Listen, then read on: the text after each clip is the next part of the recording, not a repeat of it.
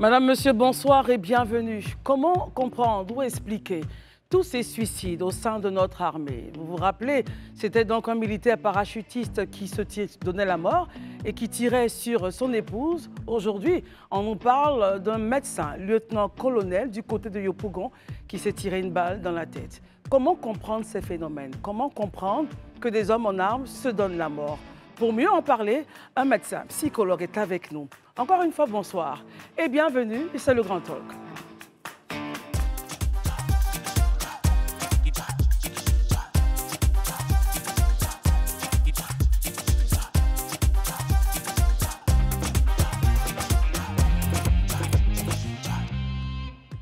Merci de votre fidélité à ce programme. Le téléphone est ouvert sur l'émission. Tout au long de l'émission, vous pouvez donc nous appeler et réagir aux différents sujets. En seconde partie, nous parlerons politique, la réaction du gouvernement quant à la voix qui s'est élevée de Blé Goudé en disant qu'il demandait le dégel de ses avoirs et surtout la candidature annoncée de Laurent Gbagbo alors que ne figurant pas sur le listing électoral. Ça sera en deuxième partie de ce temps d'antenne. Pour l'instant, Herman, bonsoir. Bonsoir Christelle. Sarah. Bonsoir Christelle, bonsoir à tous. Daouda, bonsoir. Bonsoir à tous.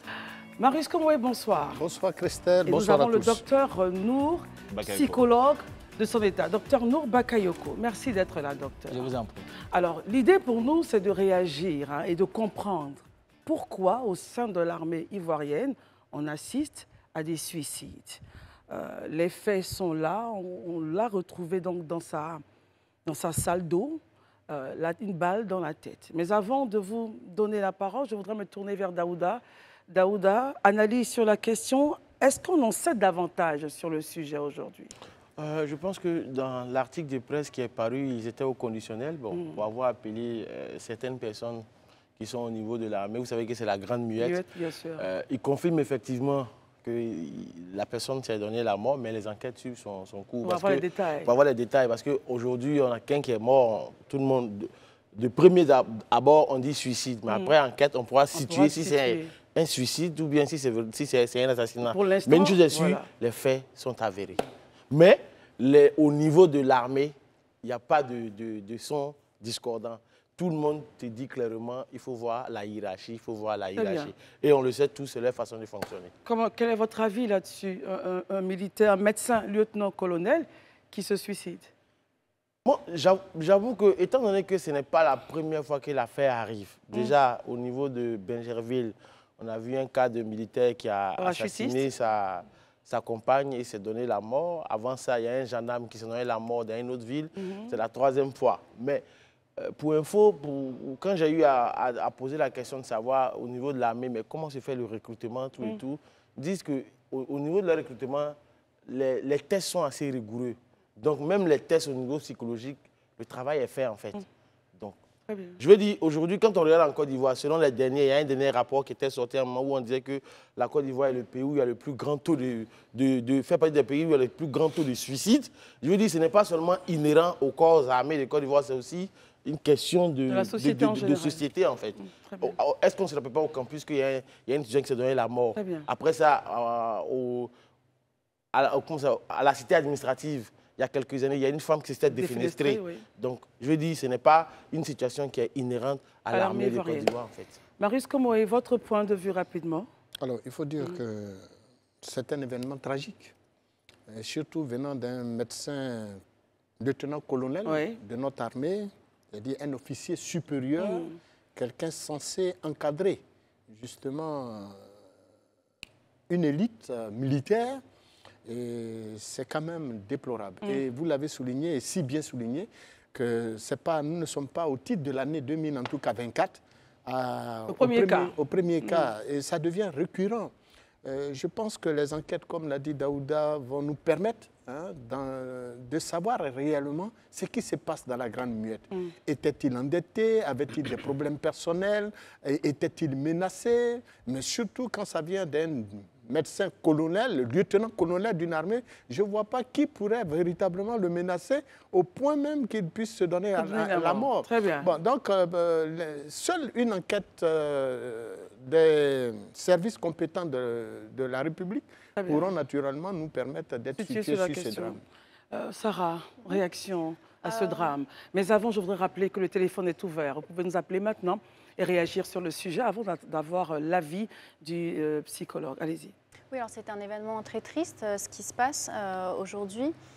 Et j'ai envie de dire, ça remet peut-être un petit peu la question de l'état psychologique et du bien-être des militaires. Je ne sais pas si vous vous souvenez, il y a quelques semaines, Christelle, mais on parlait aussi d'un incident, on a peut-être oublié de le mentionner, mais d'un gendarme, bon, ça fait partie du corps militaire, d'un gendarme qui avait perdu son sang-froid, voilà, et qui avait utilisé son arme à feu qui avait abattu une personne.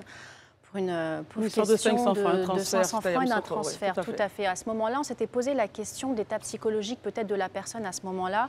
Et je pense qu'il est juste de se pencher sur le sujet, de savoir s'ils sont soumis à une pression peut-être croissante, en tout cas ces derniers temps. Malgré que ce ne soit pas voilà, des militaires qui soient voilà, qu'on ne soit pas en plein conflit ni quoi que ce soit, même si on est en temps de paix, dans une situation plutôt de veille, il y a quand même une question qu'on doit se poser par rapport à la pression qui existe, parce que le travail administratif, lui, il est très important et apparemment, ils sont soumis à énormément de pression. Je me suis penchée un petit peu sur le cas d'autres. Oui, on reviendra peut-être sur le sujet, mais c'était intéressant de voir aussi à l'international. Herman, réaction? Bon, moi je pense qu'ils l'ont plus ou moins dit, hein, c'est un officier supérieur de l'armée qui est censé encadrer un certain nombre de sous-officiers, même des officiers. Donc ceux qui doivent servir d'exemple. Jusque-là, comme on ne sait pas les conclusions de l'enquête, mais si c'est un suicide, je veux dire qu'il faut peut-être observer la santé mentale des agents. Si, comme Daouda l'a dit, au niveau du recrutement, le profil psychologique de chaque individu est bien checké, c'est que c'est peut-être pendant le travail, il y a peut-être les pressions, comment est-ce que les gens vivent les pressions au travail, leurs procédures, leurs actes de procédure au niveau de l'armée, parce que comme on dit, ça devient récurrent. Pour une histoire de chagrin d'amour, comme le cas passé, pour des gens qui sont censés avoir le self-control, avec la maîtrise de soi, qui arrivent à être comme des communs, enfin, des personnes... Très bien, selon voit descendre de leur piédestal. Donc, il faut pouvoir peut-être observer, le psychologue est là, nous va peut-être nous expliquer. Exactement, justement. En nous donnant des hypothèses, mais vraiment, il y a une matière à s'inquiéter. Alors, docteur Nour Bakayoko, merci d'être là. Déjà, en 2009, le numéro 2 de l'armée américaine avait annoncé que 900 spécialistes de la santé mentale avaient été recrutés à l'effet d'aider, de suivre, de faire un suivi pour éviter justement qu'on se retrouve avec des cas de suicide, parce que c'était aussi des problèmes très cruciaux chez eux. Ici, je ne sais pas comment ça se passe, mais est-ce que vous pensez que ce sont des sujets qui devraient être à l'ordre du jour, pas seulement au niveau de l'armée, mais dans tous les départements? La santé mentale est très importante, mais n'est pas véritablement présentée comme un cœur de vie dans nos sociétés africaines. Effectivement, vous avez mis le pied dans le plat. Parce que ici, la santé mentale, c'est vraiment le parent pauvre de tous les programmes de santé. Parce que comme, pour répondre un peu à cette opinion publique qui considère que tout ce qui est d'ordre de santé mentale, c'est lié à la folie, ou bien c'est une chose pour les Blancs. Donc du coup, les gens, en fait, ne prennent pas la santé mentale comme quelque chose d'important. Alors que c'est le plus important. Pourquoi on décide d'en parler? Parce que c'est le mental qui guide le physique. Si le mental est touché, le physique ne sert à rien. Le physique peut bien se porter, mais si le mental ne se porte pas bien, alors là, voilà, c'est la catastrophe. Alors, pour vous, un homme en armes, des hommes en armes qui arrivent à utiliser leurs propres armes pour sauver la vie, à quel niveau? Nous avons dépassé la détresse. Comment on arrive à passer de vie à trépas comme ça en ayant des galons et supposer, comme Herman l'a dit, avoir un self-control, avoir une appréciation à 360 degrés de la vie? Qu'est-ce qui se passe sur leur vous dans leur tête à ce niveau-là? Oui, ce qu'on va dire, c'est généralement au cas par cas. Mais de façon générale, les galons n'exemptent pas de problèmes de santé mentale. Parce que tout le monde est prédisposé à avoir des problèmes de santé mentale. Parce que généralement, on confond un problème de santé mentale et trouble. Voilà, c'est différent. C'est différent. Expliquez la différence. La différence, elle est simple. par rapport à la santé physique, quand par exemple, vous passez la journée peut-être à marcher sur 10 km, 5 km, le soir quand vous arrivez à la maison, vous êtes fatigué. C'est clair. Voilà, c'est un problème. Mais cette fatigue-là n'est pas censée durer. Donc du coup, au niveau de la santé mentale, vous pouvez passer une mauvaise journée. OK? Vous êtes rentré à la maison, on vous a peut-être insulté, on vous a un peu brimé ou bien on vous a mis la pression. Le soir, vous êtes fatigué, vous n'avez pas envie de causer avec quelqu'un. Voilà, c'est normal, mais ce n'est pas censé durer. Par contre, le trouble mental, c'est vraiment quelque chose qui s'est enlisé dans le temps, okay? Qui a pris ses racines et qui a commencé à grandir dans le corps et ça a des conséquences déjà extérieures. Donc les troubles arrivent, je veux dire, à la racine. C'est vraiment les petits points que vous avez notés de la santé mentale, qui grandissent. Qui grandissent, qui ne sont pas pris en charge et qui en arrivent là. Vous avez parlé des personnes en âme qui utilisent leur propre âme pour sauter la vie. En réalité, Daouda l'a dit en entame, c'est la grande muette. Okay? Ça veut dire que la loi de l'omerta fait que ces personnes-là n'arrivent pas à extérioriser. Alors que tout ce qui ne s'exprime pas s'imprime. Donc du coup, ces personnes-là ont tellement gardé des choses font qu'arrivé à un moment donné, voilà, ça devient de la catastrophe, ça vient à la catastrophe. Maintenant, le deuxième élément, il y a aussi le positionnement. Vous savez, l'armée, c'est un corps où l'individu a sacrifié sa vie. C'est clair. Okay? C'est l'armée désormais qui prend sa vie en charge, c'est l'armée qui dirige. Donc du coup, c'est une question de 8 chefs, 8 chefs, 8 chefs. On n'a pas son mot à dire, on exécute. On n'a pas son mot à dire, on exécute. Donc, on va se retrouver dans des situations où on est censé avoir le contrôle. Peut-être dans la famille, peut-être avec les enfants, peut-être avec les amis. Donc, là-bas, quand il y a un couac, on se dit, mais non, il y a des choses qu'on ne peut pas accepter là parce qu'on a subi déjà trop de pression de l'autre côté. Donc, ça, on est censé avoir le contrôle. Et quand nos valeurs ne répondent pas à ce contrôle-là, voilà, notre santé mentale peut déjà prendre un coup. Donc, Daouda, docteur, moi, je vais essayer de sortir un peu de la grande muette pour être un peu plus global. Voilà. Quels sont les principaux facteurs de risque de suicide spécifiques à nos cultures africaines? Parce que quand on sait que dans notre culture, généralement, vous parlez tout à l'heure de la psychologie qui était le parent pauvre de notre société, c'est généralement tabou. Donc, quels sont les facteurs dans notre société africaine? Dans notre société africaine, il y a plusieurs facteurs. Il y a tellement de facteurs. Généralement, c'est pour les Blancs. En réalité, c'est nous, on a plus besoin de professionnels de santé mentale. C'est quoi les facteurs qui pousseraient un individu au suicide? D'abord, il y a l'éducation. L'éducation, il y a le cercle familial. Il y a le cercle familial et puis ça dépend du style éducatif que chacun a reçu. Parce qu'on a le parent autoritaire, le parent abusif, le parent démocratique et puis le parent débonnaire. Encore moins le parent perfectionniste. Vous comprenez? Donc, chaque style parental a un impact sur le développement et le devenir de l'enfant. Vous prenez le cas d'un parent abusif.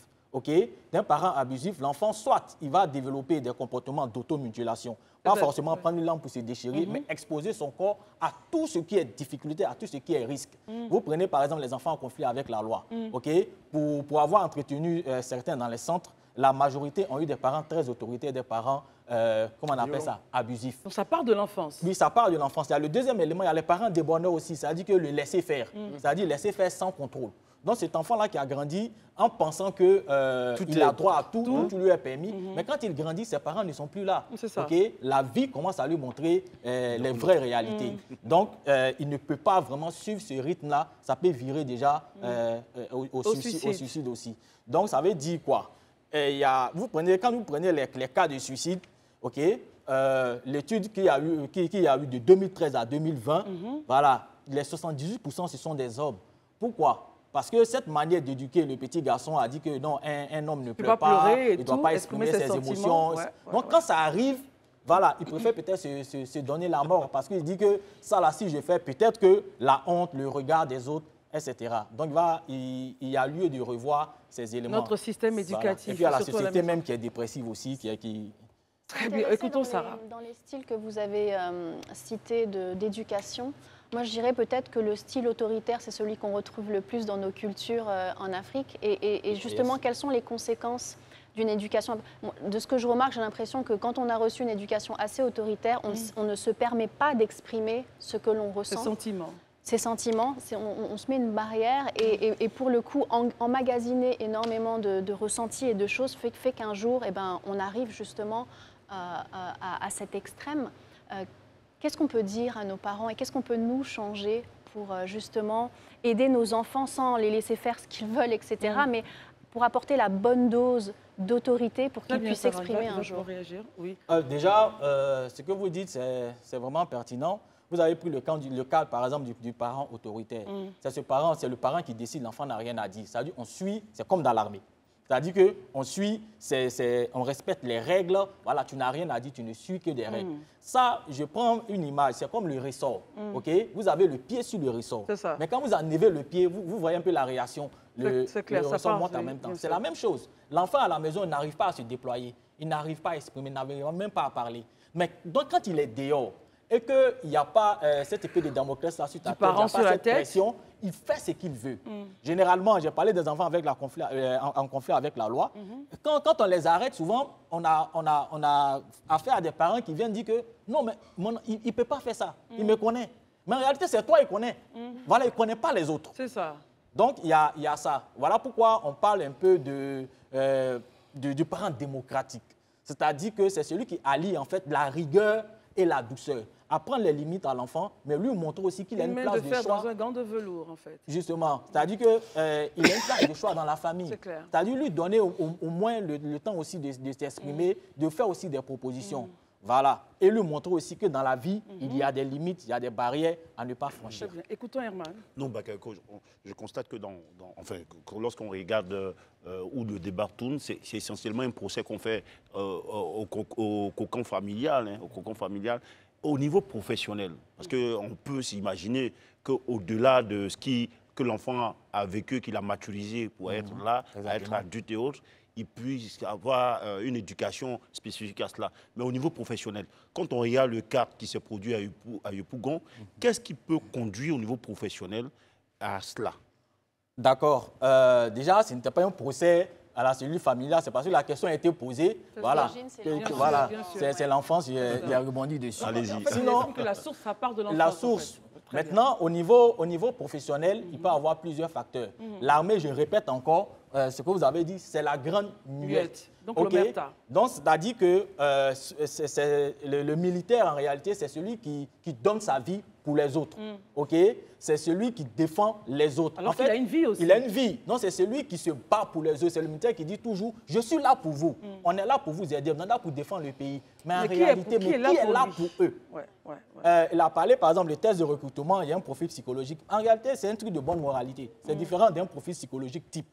Donc, ce sont des éléments qui n'existent pas à la base. Parce que comment vous comprenez que des personnes qui sont constamment exposées aux horreurs de la vie, vous prenez les agents de la police judiciaire qui sont exposés à la pègre, qui sont exposés, je veux dire, au grand banditisme, tout ça, qui voient des choses, mais qui ne sont pas suivis psychologiquement, qui n'ont même pas de référent psychologique.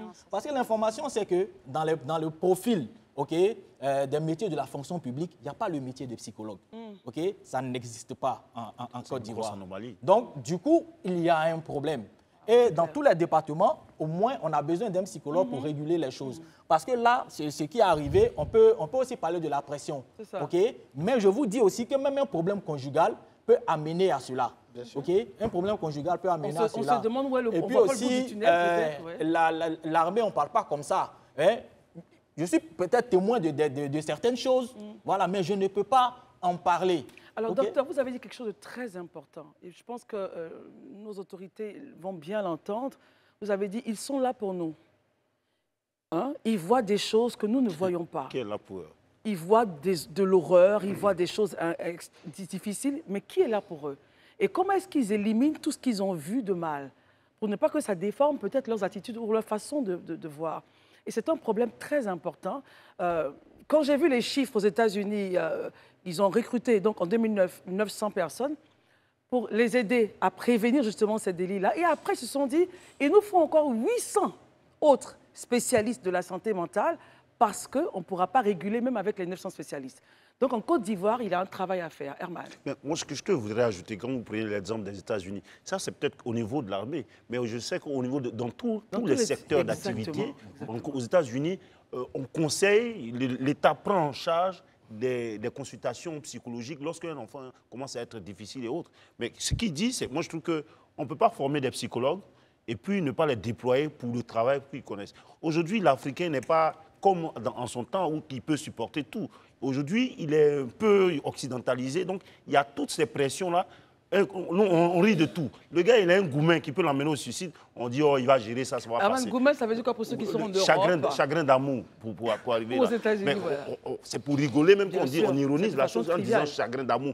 On ne voit même pas ce que ça fait en disant goumen. On ne voit pas ce que la pression, le mal que cet individu-là accuse lorsqu'on parle de goumen. Écoutons Sarah qui a un propos. Oui, comme on parle de chiffres, justement, regardons un petit peu, au-delà de la Côte d'Ivoire ou des États-Unis, le personnel de l'institution militaire a l'air de plus souffrir psychologiquement que dans d'autres fonctions.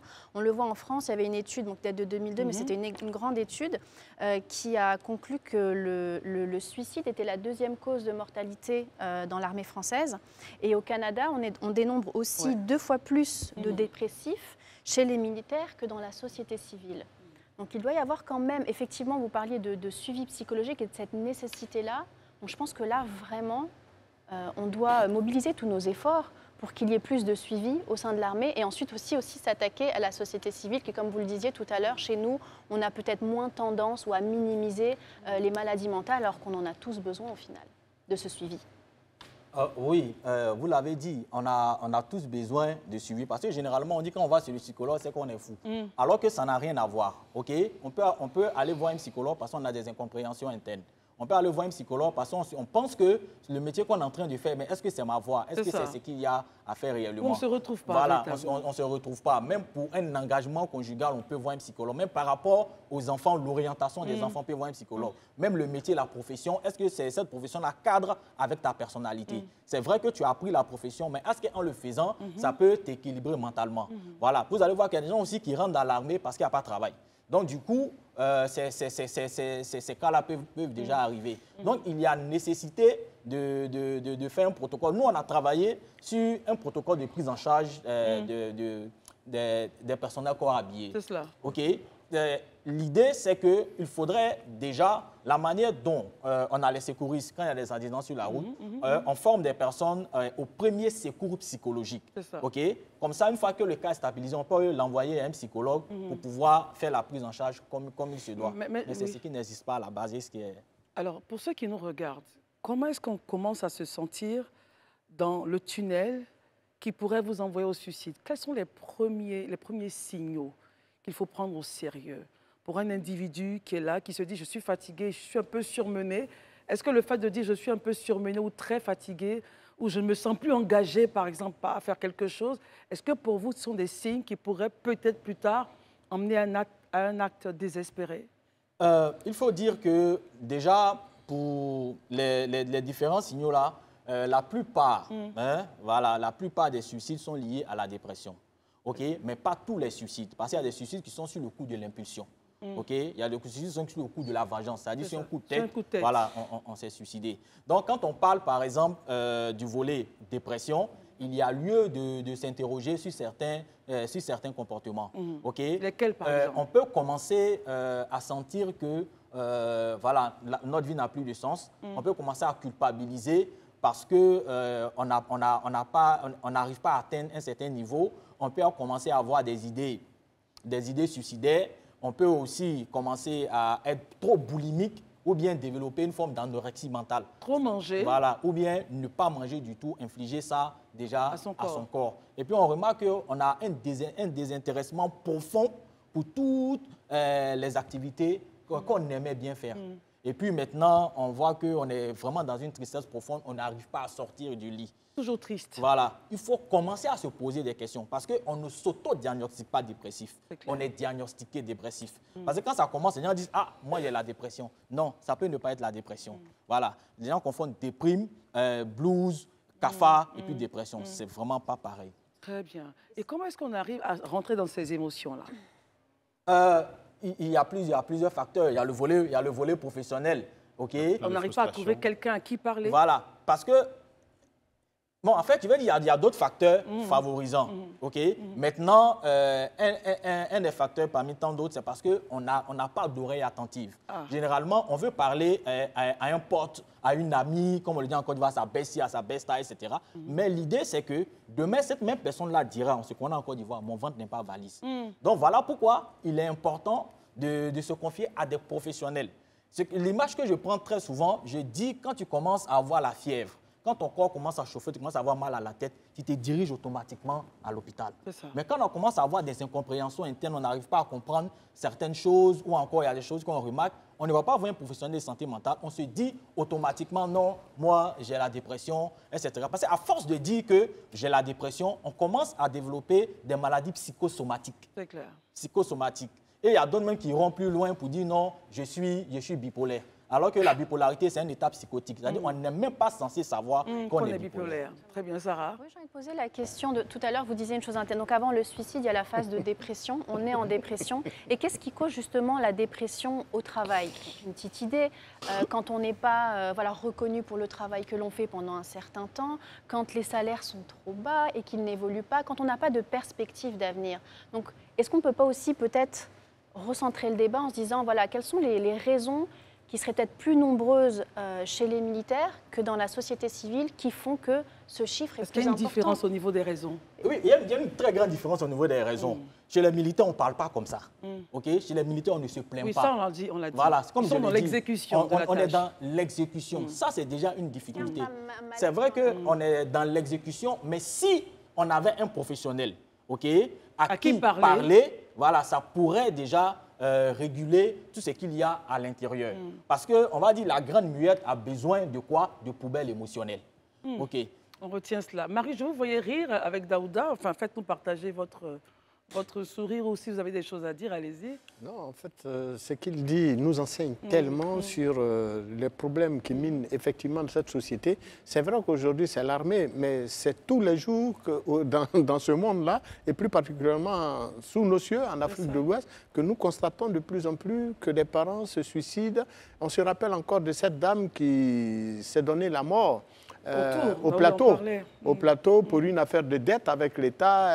Elle allait se tuer, je crois, sur l'esplanade, si mes souvenirs sont bons, du district autonome d'Abidjan. Celle qui s'est immolée, là. Non, elle s'est immolée, celle qui s'est immolée, bien évidemment. Et donc, les cas sont tellement récurrents et de plus en plus dans le corps de l'armée, cela nous laisse vraiment dubitatif et très pantois. Il va falloir naturellement que nos gouvernants réfléchissent sur la question et apportent des solutions probantes, par exemple en prenant les voies, explorer déjà les solutions proposées par notre psychologue. Daouda, alors avant que le docteur puisse finir véritablement son intervention, il a dit, il est revenu plusieurs fois sur un point. Il dit aujourd'hui, on ne sait pas à qui parler.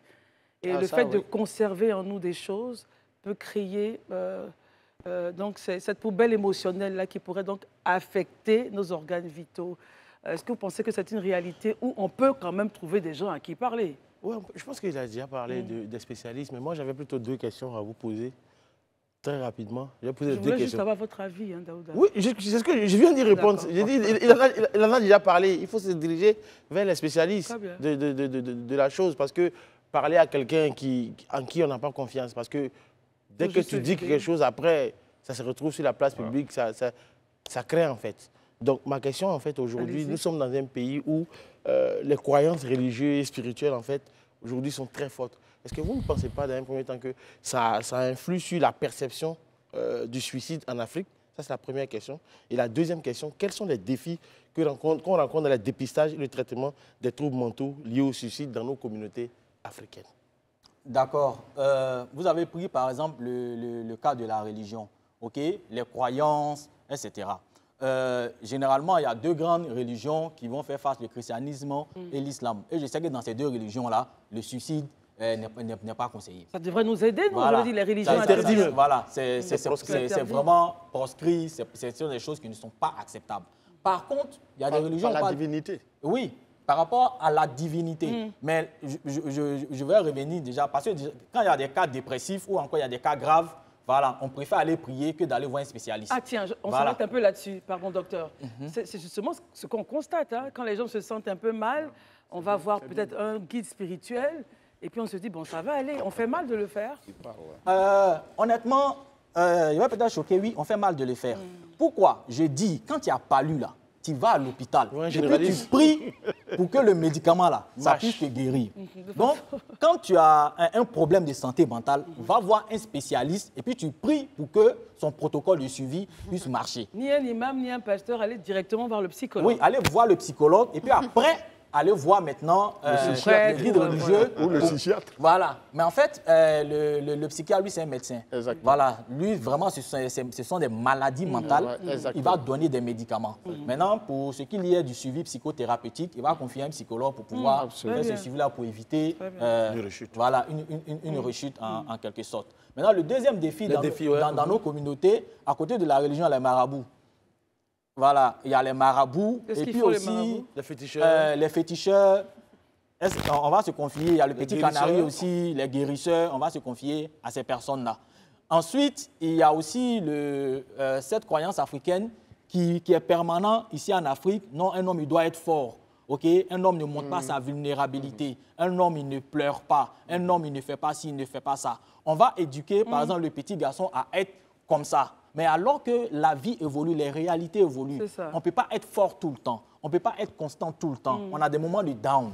Donc, ces moments de down-là, comment on les gère? Donc, du coup, quand c'est un homme, il a ces moments de down, généralement... Comment il doit gérer ça? Voilà, généralement, si tu as envie de pleurer, pleure. OK? Voilà. OK? Quand tu as envie de pleurer, pleure. Parce que si tu n'arrives pas à te libérer, voilà, à l'intérieur, ça va poser problème. Oui. Et vous remarquez dans l'armée, docteur, la plupart... Ils sont nombreux qui pleurent dans leur foyer, regardez, avec leurs épouses. Oui, mais en fait, la plupart... Souvent, il y a beaucoup qui pleurent de l'intérieur. Voilà. La plupart des suicides, même dans l'armée, regardez, ce sont des hommes. Voilà, ce sont les hommes. Daouda a parlé le problème de maîtrise de soi. Et on va terminer. Dans l'armée, on ne parle pas de maîtrise de soi, c'est la maîtrise des choix. La maîtrise des choix.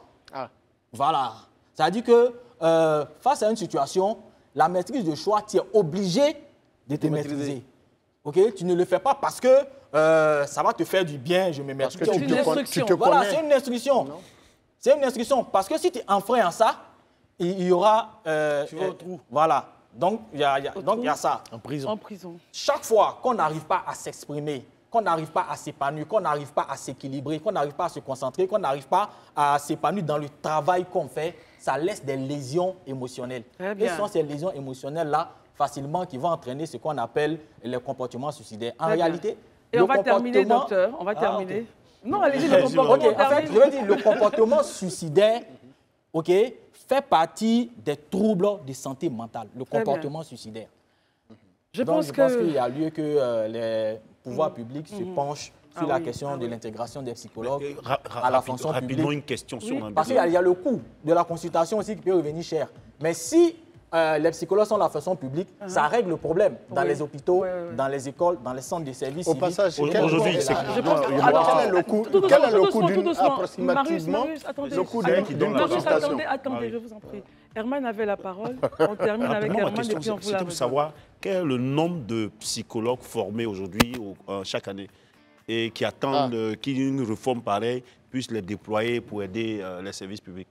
D'accord. Vous savez, dans le monde des psychologues, il y a ce qu'on appelle les enseignants-chercheurs, il y a ce qu'on appelle les praticiens. OK? Je ne peux pas vous donner un chiffre, dire non, voici le nombre de psychologues. Mais ce que je peux dire, il y a beaucoup de diplômés en psychologie, mais il y a peu de praticiens. Ah d'accord. Voilà. Parce qu'il n'y a pas d'offres en fait. Justement, il y a peu de praticiens. Ouais. C'est-à-dire qu'il y a d'autres qui vont faire, par exemple, d'autres activités qui peuvent avoir peut-être un lien avec ce qu'ils font. Il y a d'autres, par exemple, qui seront éducateurs spécialisés. Il y a d'autres, par exemple, qui seront éducateurs à l'école. Il y a d'autres qui seront, je vais dire, ils vont faire d'autres métiers en fait qui vont dans le sens. Mais le métier de psychologue en tant que tel, voilà, n'existe pas réellement. Alors, donc, on est pratiquement tous, en tant que psychologue, à titre libéral. Très bien, docteur. On va essayer donc de tirer juste un peu le temps, parce que je vois qu'il y a encore des questions. Mais si aujourd'hui le gouvernement se disait, écoutez, nous au niveau de la fonction publique, on va essayer de déployer donc les psychologues dans les différents services. Parce qu'il y aura l'effectif. Pour essayer de voir un peu ce qui se passe et d'avoir déjà l'état des lieux. et puis de pallier au problème. Est-ce qu'on a le personnel, l'effectif? Oui, on peut avoir le personnel parce que vous avez un centre de référence en Côte d'Ivoire qui forme les psychologues praticiens. Okay? Et même au niveau de la sous-région, c'est un centre de référence, le Centre ivoirien d'études et de recherche en psychologie appliquée, le CIRPA. Oui. Voilà, forme des psychologues praticiens. Et puis aussi, imaginons le nombre de psychologues qui sortent de la fac, qui ont juste besoin de ce qu'on appelle un renforcement de capacité pour être opérationnels sur le terrain. Parce que même quand on prend des gens qui ont fait anglais, etc., ils vont aller à l'ENS pour se former. Même en sociologie. Voilà. Darius avait une question, s'il vous plaît, ensuite. Oui, pour tous ceux et toutes celles de nos téléspectateurs et téléspectatrices qui traversent des moments de dépression en ce moment, et pour ceux et celles d'avenir, combien coûterait, par exemple, une consultation dans un cabinet d'un psychologue comme vous? C'est ça aussi le challenge. D'accord. Ici, il y a deux cas de figure. Okay? Il y a les ONG partenaires qui vont offrir des consultations parce que ces ONG-là connaissent les réalités, surtout pour les cas de violence basés sur le genre et pour abus sur mineurs. Il y a ces cas-là. Maintenant, pour la consultation dans un cabinet psychologique, ça va varier en fonction de si c'est la personne consulte dans une clinique, c'est le prix de la clinique qu'ils vont prendre généralement. Si la personne... public non, en fait, ça n'existe pas au public. Voilà. Donc, au niveau privé, ça va osciller entre 20 000 et 40 000. Hein. Voilà. Par séance. Voilà, par séance. Et la séance, c'est 1 heure. Oui, la séance, c'est 45 minutes, 1 heure. Comme je vais dire, chaque psychologue va essayer d'adapter ses horaires à certaines fonctions, quoi.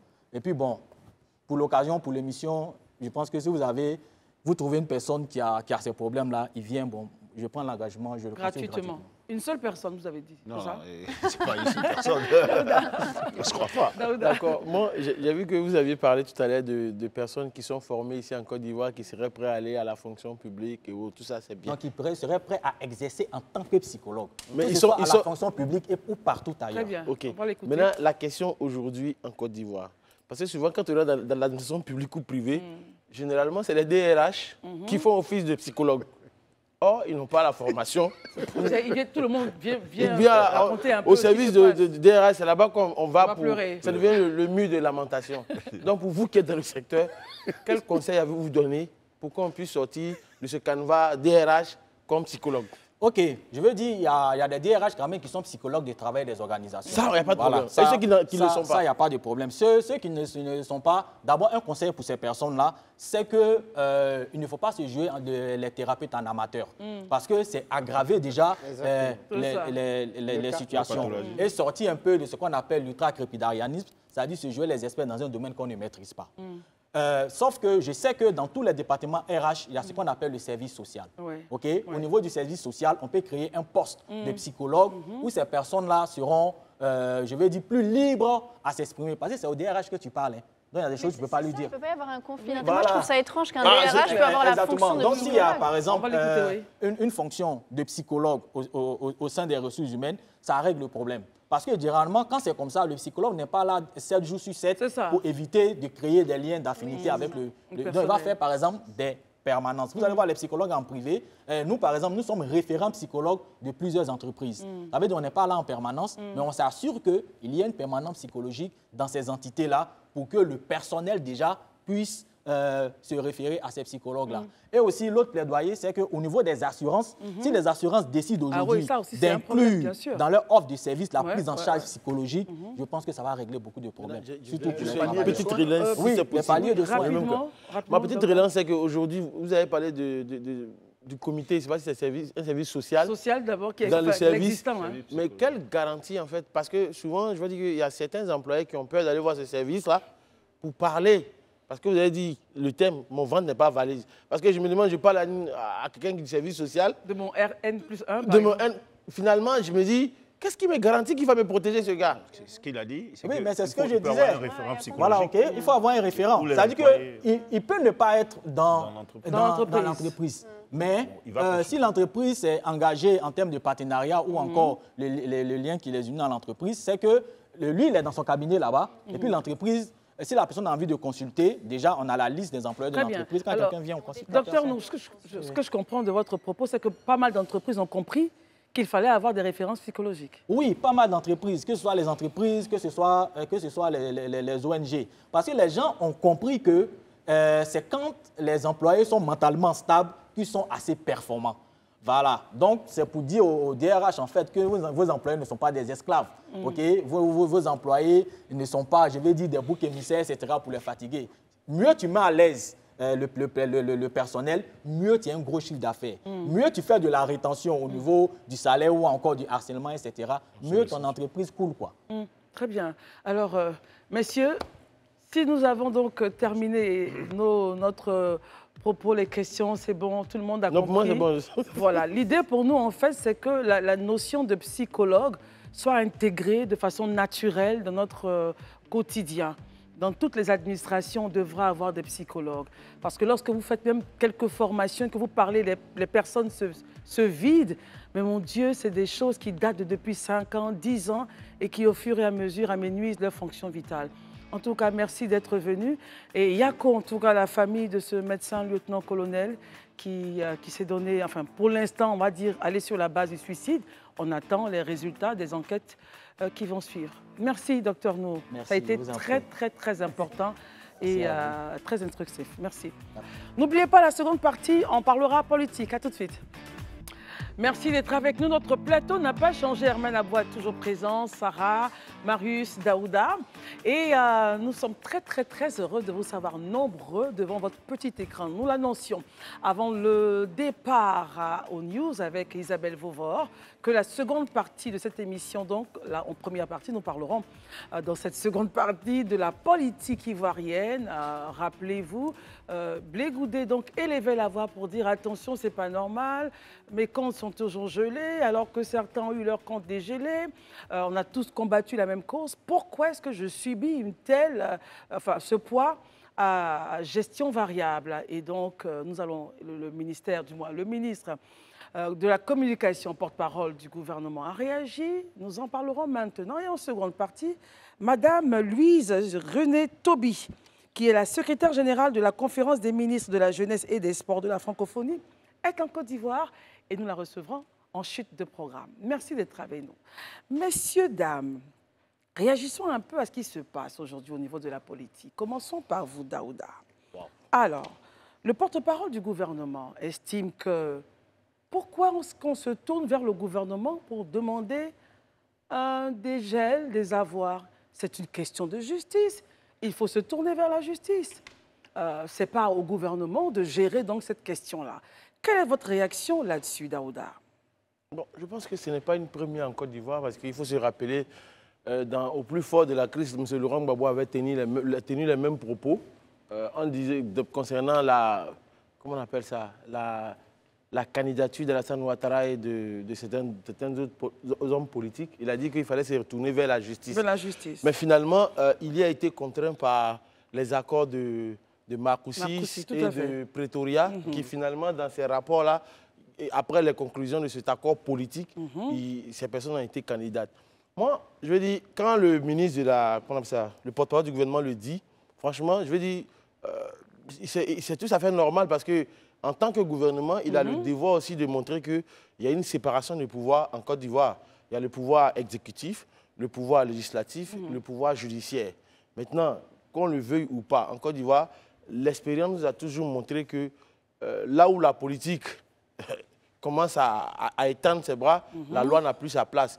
Donc, pour ma part, que Gbagbo Laurent ou que Charles Blé Goudé puissent revenir sur la liste électorale, sans oublier Guillaume Soro, ou le dégel des avoirs, je veux dire, seule une question, qu'on appelle ça, une décision politique peut nous sortir de cette impasse-là. Ça, c'est clair et c'est précis. Mais le disant aussi, il répond à tout le monde pour dire, parce qu'il y a certains qui se plaignent qu'ils n'ont pas été graciés, je n'ai pas été amnistié. Il faut dire les choses clairement. La grâce est un privilège qui est dévolu au chef de l'État.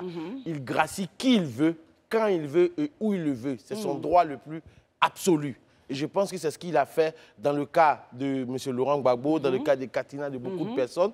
Même pour Mme Simone et Yves Gbagbo, je pense même qu'il y a eu vice de procédure, parce que c'est lui-même qui a pratiquement fait la question d'amnistie. Ça a été géré politiquement. Politiquement. Or, l'amnistie devait passer par le Parlement. Ça n'a pas été le cas.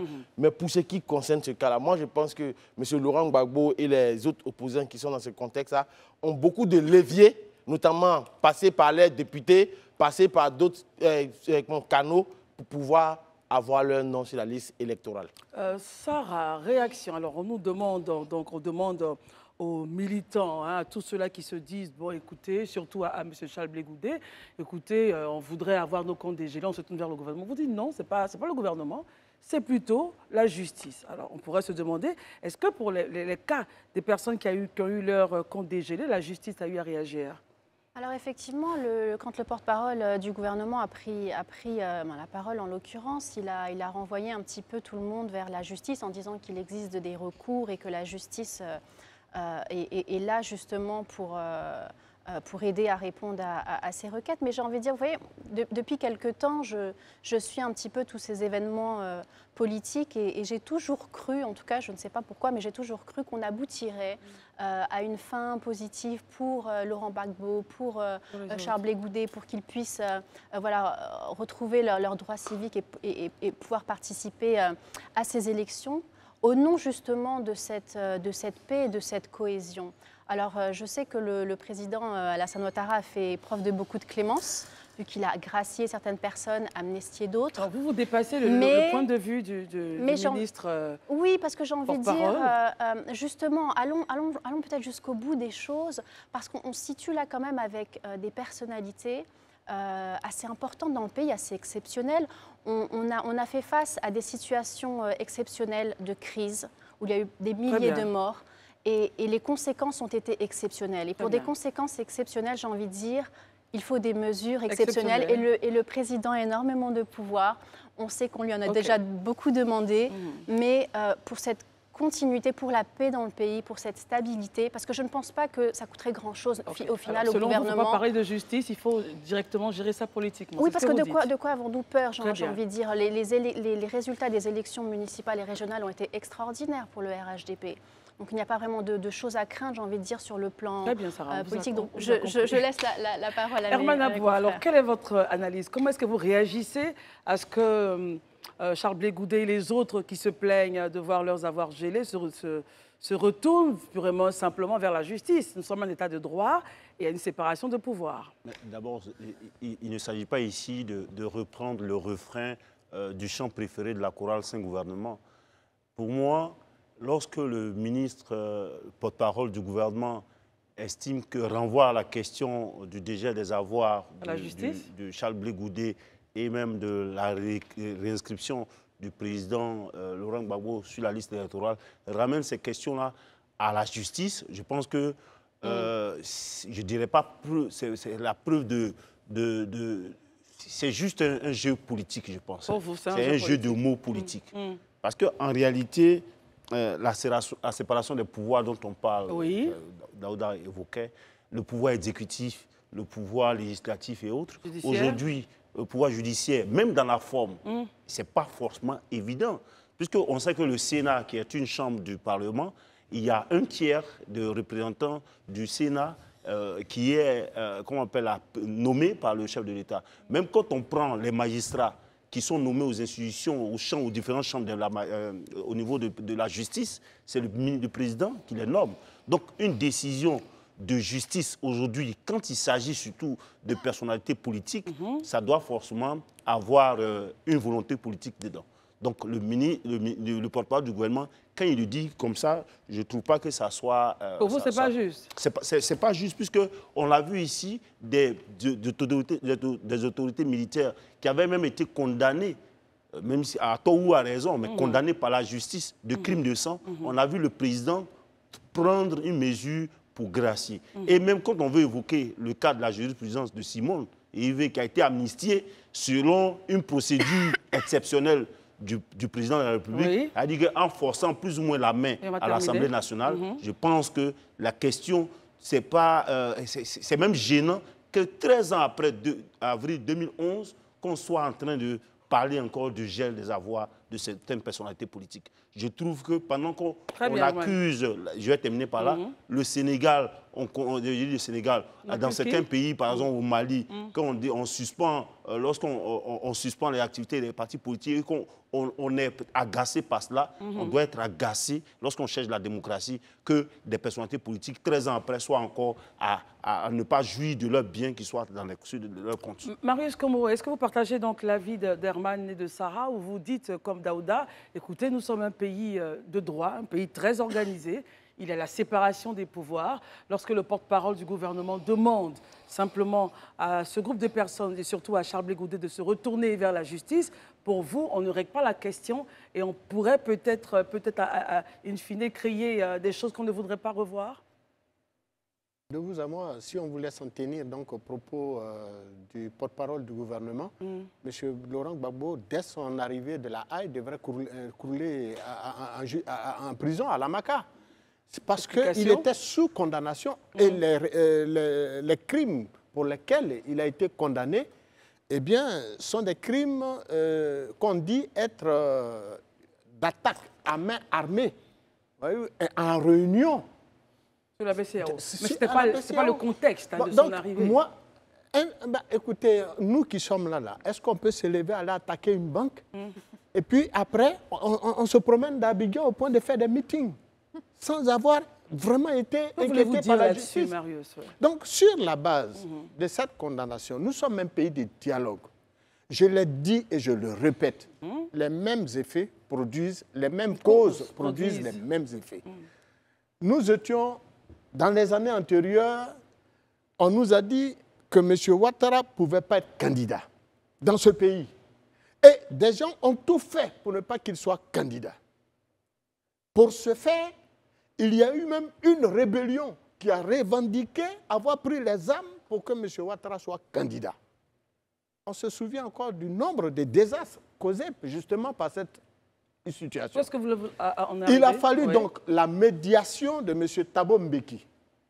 Bien que les lois ivoiriennes, au dire des gouvernants d'hier, empêchaient M. Ouattara d'être candidat, il a fallu cette médiation de M. Thabo Mbeki pour permettre, Daouda l'a souligné tantôt, pour permettre à M. Ouattara d'être candidat. Il a été candidat, il a gagné. Aujourd'hui, il dirige le pays, Marius, ça fait 13 ans. Nous ne sommes pas, il n'y a pas de médiateur le même et cas, tout. Oui. Mais nous sommes dans le même cas à M. Gbagbo. Comment pouvez-vous concevoir qu'un monsieur comme M. Laurent Gbagbo, qui a dirigé la Côte d'Ivoire pendant plus d'une dizaine d'années, se retrouve aujourd'hui dans son pays sans pouvoir être même votant? Il ne peut même pas voter sur une liste électorale. Il ne peut pas voter, choisir lui-même dans son propre village à Ouragayo, le député ou le maire, pour encore prétendre être éligible. Très bien. Pour terminer, pour vous, nous pensons qu'il faut une solution politique à la situation. Cela n'empêche pas et cela ne peut empêcher le RHDP de continuer à présider aux destinées de ce pays si tel est que c'est la volonté des Ivoiriens. C'est tout. Daouda, vous voudrez réagir sur un point. Non, et puis, je vais parler rapidement, c'est qu'il ne faut pas confondre les deux contextes en fait. En son temps, quand M. Ouattara est écarté de la liste, c'est pour une nationalité douteuse. Parce que c'était à cause du fameux article 35. Or, dans le cas présent, on parle de condamnation par contumace qui a été fait ici en Côte d'Ivoire. Ce n'est pas le même contexte. Hein. Sans avoir été en prison. Permettez, on va permettre à Marius, qu'on vous laisse parler. Du moins à Daouda de donc, parler. partant de ce même article 35, justement, qui a été utilisé et qui a aujourd'hui, il y a eu référendum, ça a été enlevé de la Constitution. Donc, il faut dissocier les contextes pour les présenter aux Ivoiriens. Il faut faire de la pédagogie. Aujourd'hui, M. Laurent Gbagbo est condamné ici en Côte d'Ivoire pour la casse de la BCEAO. Et comme je l'ai dit, et je pense qu'on l'a tous dit ici, le retour de M. Laurent Gbagbo en Côte d'Ivoire, mais c'est la résultante de nombreux dialogues politiques qui a eu lieu. C'est pour cette raison qu'il est venu, qu'il a pu faire des meetings et autres. Donc on peut s'inscrire dans le même dialogue politique sans pour autant confondre les deux contextes. Voilà. Très bien. C'est ce que je voulais dire. Juste ta réaction, Daouda, sur le fait que... rapidement. Oui, très rapidement. Laurent Gbagbo, justement, a été gracié. Son ex-femme a été amnistiée, ce qui fait qu'elle peut toujours jouir de ses droits civiques, ce qui n'est pas le cas aujourd'hui de l'ancien président Laurent Gbagbo. C'est bien, ça va. Or, s'il avait été également amnistié, aujourd'hui, on est d'accord qu'il aurait pu se présenter comme candidat à la présidentielle et avoir toujours ses droits. Donc, pourquoi peut-être cette variabilité, en fait? Mais en fait, je sais que c'est rapide. En fait, cette variation, pour la comprendre, c'est assez simple. La grâce, comme je l'ai dit, c'est un prérogative, c'est un privilège du président de la République. Ouais. En réalité, le président ne peut pas se lever de façon unilatérale pour décider de gracier quelqu'un. Ça doit passer par l'Assemblée nationale. Oui, par l'amnistie. Merci beaucoup, Eman. Et donc, moi, ce qui m'étonne, et c'est pour ça que c'est pour cela que je disais que le PPACI et les partis d'opposition ont beaucoup de canaux. Ils ont des députés. Pourquoi ne pas simplement décider d'aller à l'Assemblée nationale pour dire on va faire un projet de loi d'amnistie de sorte à ce que le peuple puisse signer. Les mêmes PPACI, PDCI, RHGP, ils se sont mis ensemble pour voter M. Adama Bictogo, président de l'Assemblée nationale. Mais donc ça, c'est possible selon vous? Si vous avez pu voter M. Adama Bictogo, qui est candidat, RHGP, mais pourquoi vous ne pouvez pas vous mettre ensemble pour qu'ensemble on vote une loi pour amnistier M. Laurent Gbagbo? Alors pour vous, on a fini sur le sujet, ce sera donc la solution. C'est une solution politique. Pour éviter qu'il y ait donc des grabuges à l'horizon. Une solution politique au lieu de pousser donc, ces personnes-là à se tourner vers la justice. On terminera. La prochaine fois, on réfléchira ensemble sur aussi cette réaction-là. On sait qu'il n'est pas inscrit sur la liste électorale, mais il est candidat. Le gouvernement, par son porte-parole, dit attention, on entend qu'il y aurait peut-être des marches. Hein. S'il y a des marches, vous allez contre l'état de droit, vous allez contre l'ordre public. Ça, ce n'est pas pour aujourd'hui. C'est la prochaine fois. Parce que je vois déjà Herman, M. Herman, qui bouillonne. Avec son nœud papillon, il bouge. Qui veut réagir. Alors, messieurs et dames, je le disais donc à l'entame de la seconde partie, notre invitée est là, elle est secrétaire générale de la conférence des ministres de la jeunesse et des sports de la francophonie. Donc, Madame Luisette René Toby, elle est là, elle arrive. La Confégès qui existe depuis le 5 décembre 1969 à Paris. Et donc, elle a pris les rênes du secrétariat général. C'était donc en 2021. Ancienne athlète, voilà, camerounaise, elle gère donc le secrétariat général de la Confégès qui réunit 42 pays de la francophonie. Madame la secrétaire générale, merci d'être là. Bonsoir. Bonsoir, madame. Je vais corriger. Oui. Madame le secrétaire général. Madame le, pardon. Ok, très bien. Madame le secrétaire général. La question du genre. Très bien. Alors, merci d'être là. Vous êtes ici en Côte d'Ivoire pour évidemment parler de ce que vous êtes en train de faire.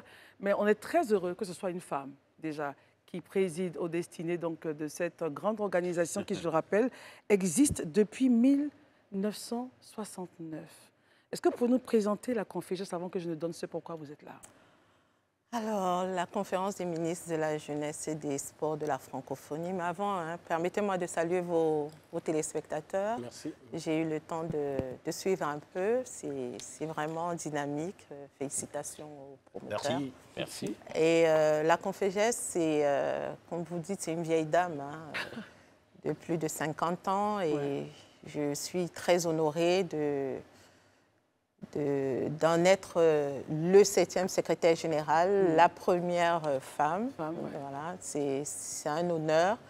Et si 42 États et gouvernements membres répartis en 5 zones, voilà, on a les 3 Canada en Amérique du Nord, le Cambodge et le Vietnam en Asie, Haïti dans les Caraïbes, et puis 5 pays de l'océan Indien, 11 en Afrique de l'Ouest, 9 en Afrique centrale et 7 en Afrique du Nord et puis en Europe de l'Est et puis 4 au niveau de l'Europe centrale. Voilà. Et c'est le français donc qui rassemble tous ces pays-là? Oui, tout à fait. C'est, comment on dit, parler des problématiques et des politiques publiques de jeunesse et des sports en français. Voilà, donc... Sarah. Bonsoir madame. Bonsoir. Pouvez-vous peut-être nous parler des principaux objectifs et de la mission de la conférence des ministres de la jeunesse et des sports de la francophonie pour qu'on ait un petit peu une petite vue d'ensemble?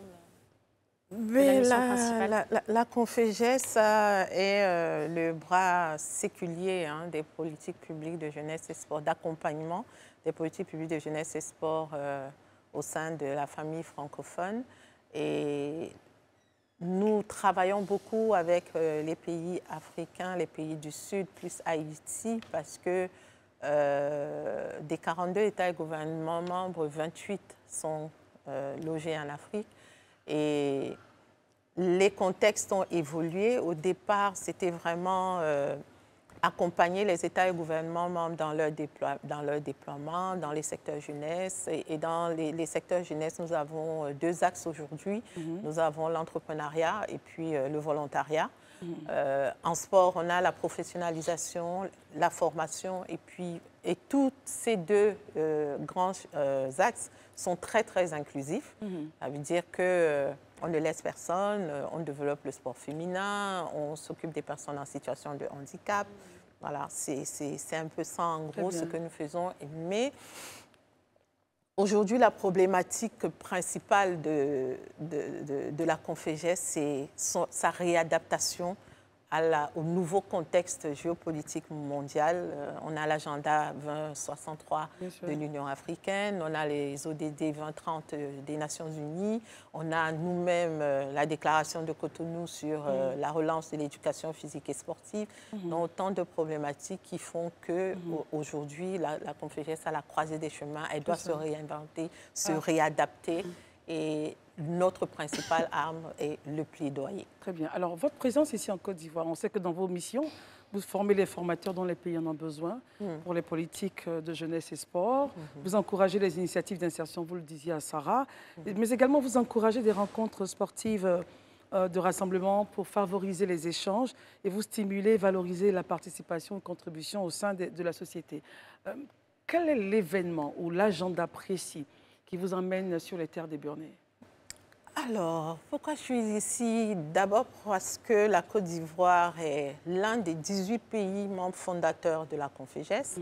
La Côte d'Ivoire occupe le poste de rapporteur au bureau de la conférence des ministres. Là, on vient d'ailleurs de terminer la 16e réunion du bureau. C'est notre style, c'est notre conseil d'administration.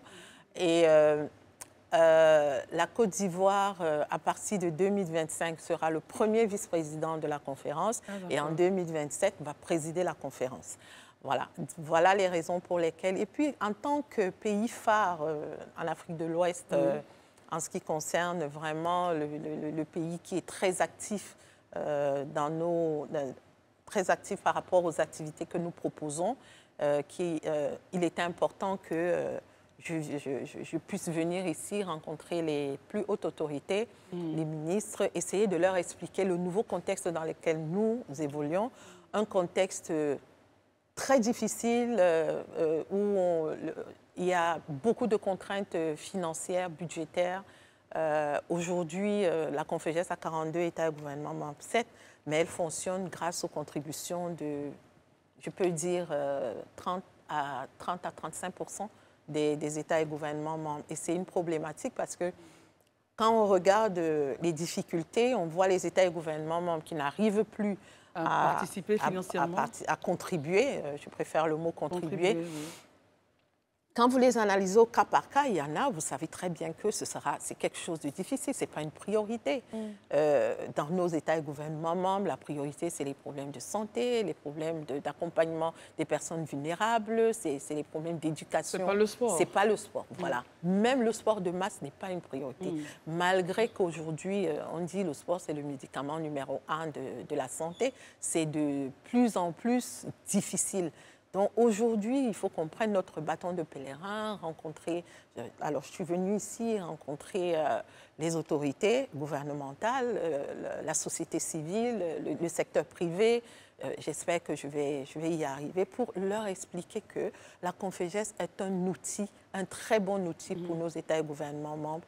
La plupart, aujourd'hui, on a des boursiers, des anciens boursiers Confégès qui sont ambassadeurs, qui sont ministres, qui sont... Ce serait bien qu'on essaie vraiment de capitaliser cela. Très bien. Avant qu'Herman pose sa question, est-ce que nous faisons partie, nous, Côte d'Ivoire, des pays qui ne contribuent pas ou qui contribuent? Non, je vous ai dit que la Côte d'Ivoire est le leader, est un de nos leaders en termes de contribution. Et on se dit que...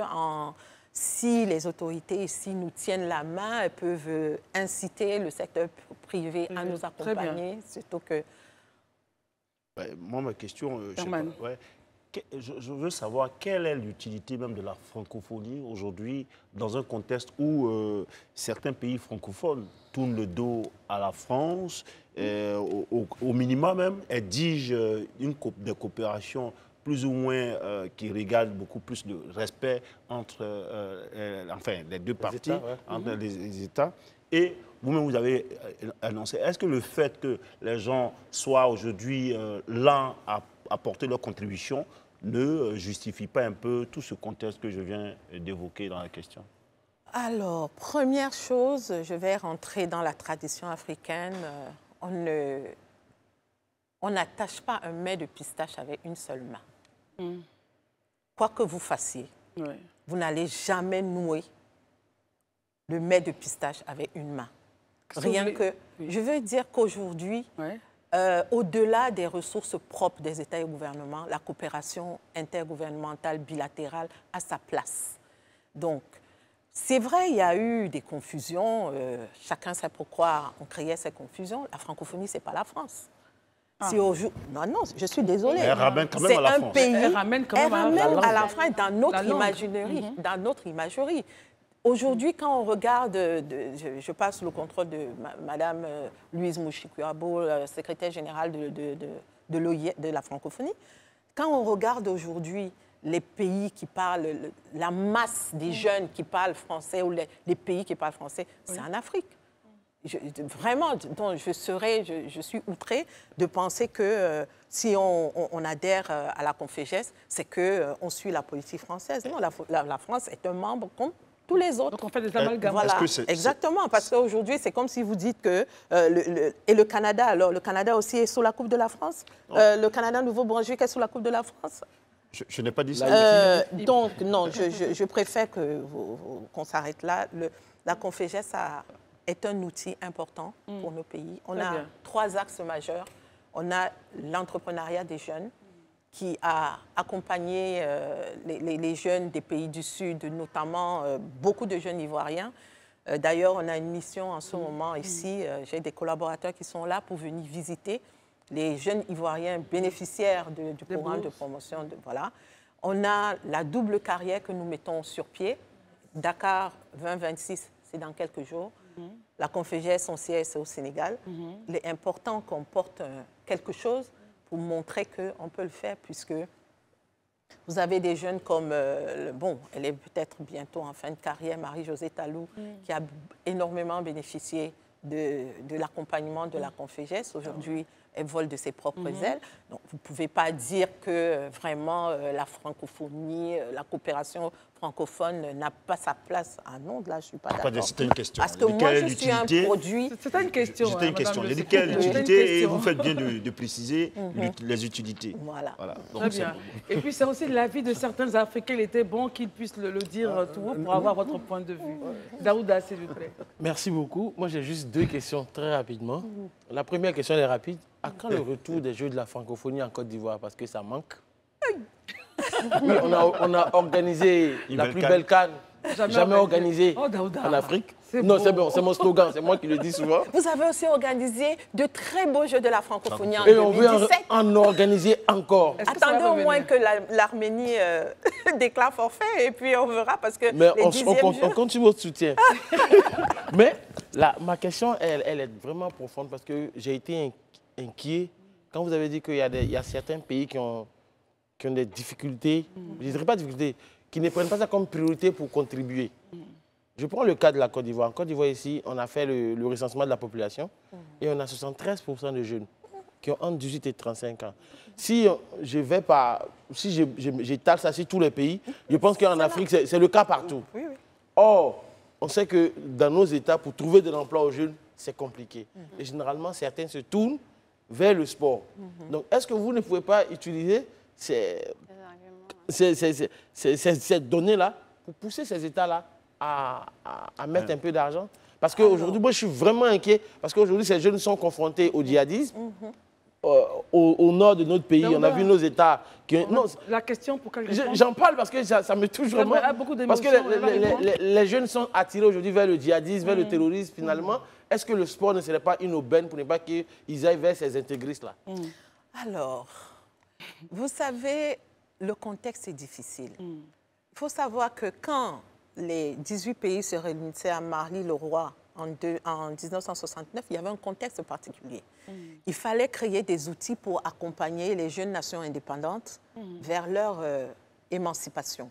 Et on pensait qu'il fallait un outil, le sport et les questions de jeunesse qui sont transversales, et le sport qui est un bon vecteur de brassage d'union et de rapprochement des peuples, était un bon outil. Sauf que, entre-temps, des crises sont passées. C'est ça.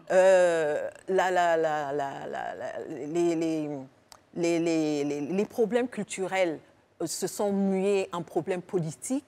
Aujourd'hui, les jeunes, avec la crise économique, les conflits dans les pays, n'ont plus d'espoir. Avant, moi je me rappelle, on disait, si tu vas à l'école, tu auras le travail. Aujourd'hui, aller à l'école n'est plus source d'emploi. Donc aujourd'hui, nous, au niveau de la Confégesse, on est en train de se réadapter, de porter le vêtement de sociopolitique actuel, de l'environnement actuel. Quand le Vietnam, en 2009, décide d'adhérer à la Confégesse, elle a ses raisons. Mais aujourd'hui, quand vous rencontrez les responsables d'Asie, ils vous disent, écoutez, tout le monde autour de nous parle anglais. Mais on aura besoin d'utiliser la langue française dans la mobilité des volontaires.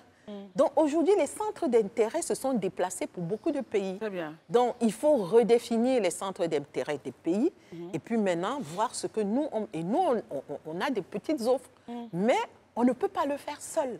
Même l'État ne peut plus le faire seul. Donc il faut qu'on rassemble, qu'il y ait une synergie autour des propositions que nous faisons pour que les jeunes, aujourd'hui, ce n'est pas seulement en Afrique que 73% de la population est jeune, a entre 18 et 25 ans. C'est dans tous les pays. Vous allez au Canada aujourd'hui, c'est la même problématique. Tout le monde est préoccupé par la montée galopante des aspirations des jeunes auxquelles on n'arrive plus à apporter des réponses. Donc il faut qu'on réfléchisse. C'est pour ça que vraiment le plaidoyer, puisque comme je dis, au secrétariat général à Dakar, nous sommes des agents d'exécution, donc il faut faire des plaidoyers au plus haut niveau, parce que moi j'ai observé en tant qu'ancienne sportive de haut niveau et dans une autre vie journaliste, j'ai bien observé que le sport n'est pas une priorité dans les pays. Exactement. Parce qu'il y a trop de problèmes primaires qu'il faut adresser. Écoutons Marius Komoué, une question.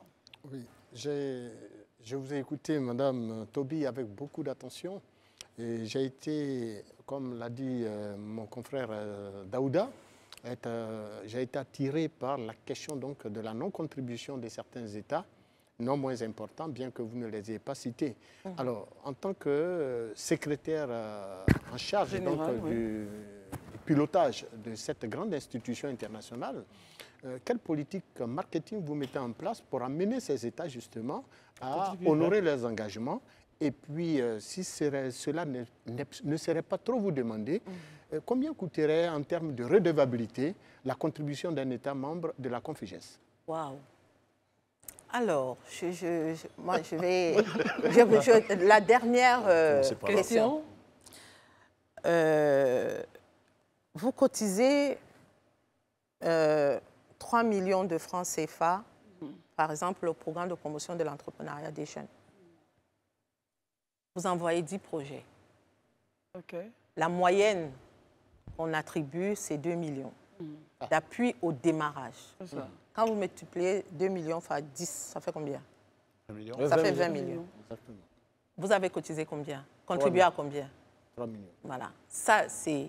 Maintenant, en termes d'image, quand, par exemple, un jeune participe au concours d'excellence sur le plan diplomatique, est-ce qu'on peut évaluer la visibilité du jeune Ivoirien bénéficiaire du concours de promotion de l'entrepreneuriat des jeunes? Non, on ne peut pas. Et on ne peut pas évaluer.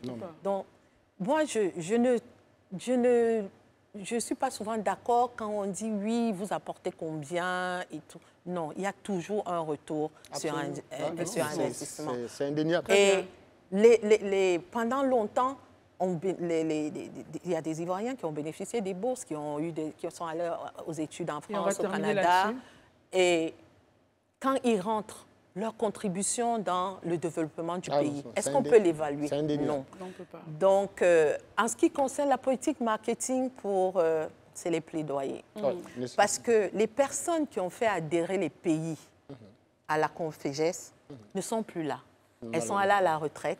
Et de manière générale, il n'y a pas eu de transmission et de suivi. Donc, ça sera vos derniers propos pour terminer l'émission. Oui, et aujourd'hui, moi, avec l'équipe de Dakar et les ministres que j'ai la chance de rencontrer, je procède par plaidoyer, je leur explique et certains comprennent. Et ce n'est que ça. Il faut expliquer. Et étant donné que les ministères des Sports ne sont pas souvent des ministères de souveraineté, donc moi, aujourd'hui, ce que je suggère souvent, c'est de rencontrer les chefs de gouvernement. Comme eux, ils sont à la tête pour réduire les conflits entre les départements ministériels, parce que là, pour bien mener les politiques publiques on va terminer, on en est obligé sport, de terminer. Oui, s'il vous plaît, pour mieux accompagner les politiques publiques, surtout dans le domaine du sport, le ministère des Sports et les différents ministères de l'Éducation doivent marcher côte à côte. Voilà. Tant qu'il n'y a pas de plateforme de collaboration, il sera difficile de développer. Totalement en phase avec vous. Merci beaucoup, Madame Louisette René-Toby. Je rappelle que vous êtes le secrétaire général de la conférence des ministres de la jeunesse et des sports de la francophonie. Non, ne riez pas. J'ai dit là parce que toutes certaines femmes qui ont des postes d'hommes disent non, dites-la, dites-la. Donc, j'ai fait que juste aller là-bas. Mais c'est bon. C'est l'influence canadienne. C'est l'influence canadienne, oui, voilà. C'est chez les Canadiens que tout, on féminise tout. Non. Moi, en fait, je me méfie de cela parce que, vous savez, Madame Louise Mouchouko-Abo, c'est Madame la secrétaire générale de la francophonie. Donc, si on commence à m'appeler Madame la secrétaire, et puis on glisse là. Non, je ne veux pas les Madame le secrétaire général, voilà, merci beaucoup. On a pris beaucoup de plaisir à vous avoir. On aime votre dynamisme, mais on sait qu'avec le dynamisme que vous avez, la rigueur et la discipline que vous manifestez, la Confégesse ira très très loin. Merci d'être venu nous rencontrer. Marius, Daouda, Herman et son nœud papillon, Sarah. On se retrouve demain pour la dernière émission de la semaine. Merci beaucoup. Et rassurez-vous, le débat politique entamé continuera. Merci et à demain.